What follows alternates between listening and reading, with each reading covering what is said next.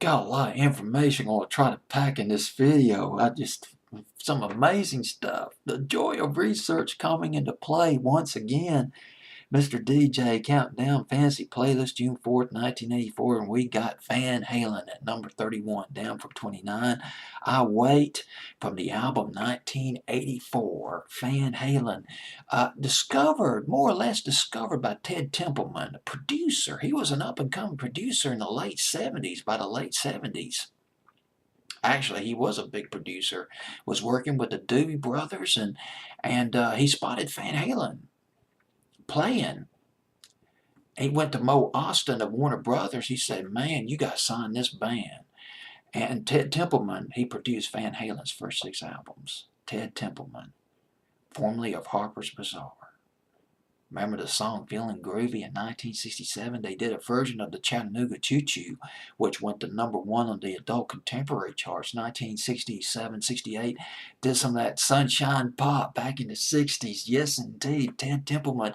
And then the very first guy, the Sunshine Pop of the 60s, and then getting into that heavy metal thunder with Van Halen in the late 70s into the 80s, producing their first album with Janie's Crying, and they did a version of the Kinks.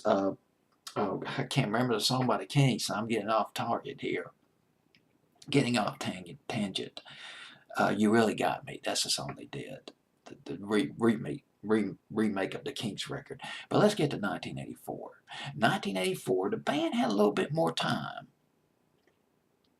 to work on this album, to experiment. They were tired of the same old sound, and let's play around a little bit. Eddie Van Halen was building his own studio. His own recording studio with the band's engineer. His name was Don Landy. Remember that name because it'll come up a little bit later on. Don Landy also was working with Ted Templeman, recording engineer working with Ted Templeman at the time. Eventually, that studio of Eddie Van Halen's was called 5150. Well, one night, a wee hours in the morning, man, Eddie Van Halen. See, Eddie Van Halen, he started playing around with the synthesizer. He was experimenting with the synthesizer. We're talking about heavy metal god. We're talking about guitarist Eddie Van Halen diverging, playing around with the synthesizer. One morning, wee hours in the morning, 3 o'clock in the morning, Eddie Van Halen and his brother Alex, they cooked up this red hot demo, this synthesizer-driven demo. And they were like, oh, God, this is fantastic. Let's call Ted. So, I mean, Ted's to sleep. It's 3 o'clock in the morning. They called Ted, and they said, Ted, come on up. Man, we've created a killer sound on this demo, this killer synthesizer. And they played a little bit for him over the phone. And later on, David Lee Roth, he wrote the lyrics. He was being chauffeured around in this red Mercury, and he wrote the lyrics in the back seat of the car. And the song became, and that synthesizer and the lyrics came Jump. Went to number 1. Ah, Wait, the follow-up, also written by David Lee Roth. There was a Calvin Klein ad of a woman wearing men's underwear. And David Lee Roth was quite taken with it. He tacked it up. He tacked up the picture, the ad, besides this Sony Triniton TV. And he wrote the lyrics to her with some help by Michael McDonald.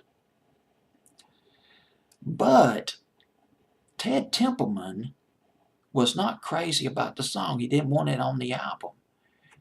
Eddie Van Halen and the engineer Don Landy, though, they said, no, let's put it on the album. It's killer, man. Put it on the album. And they put it on the album. So we got Jump went to number 1. I'll Wait was the follow-up. Went to number 13 on Billboard's album.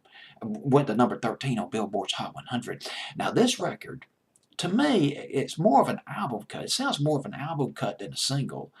But it was feeding off the fumes of Jump. Jump was so huge. Number 1 for 3, 4, 5 weeks. And I'll Wait, coming on the heels of that. going to number 13. Then Panama, yes. Remember Panama? Remember the video with the plane that you got that biplane making a landing, and then it splits to this concert footage, and that car. Remember the car revving up? David Lee Roth kind of talking, the car revving up. Well, that was Eddie Van Halen's Lamborghini. Yes, indeed. Anything else I need to add?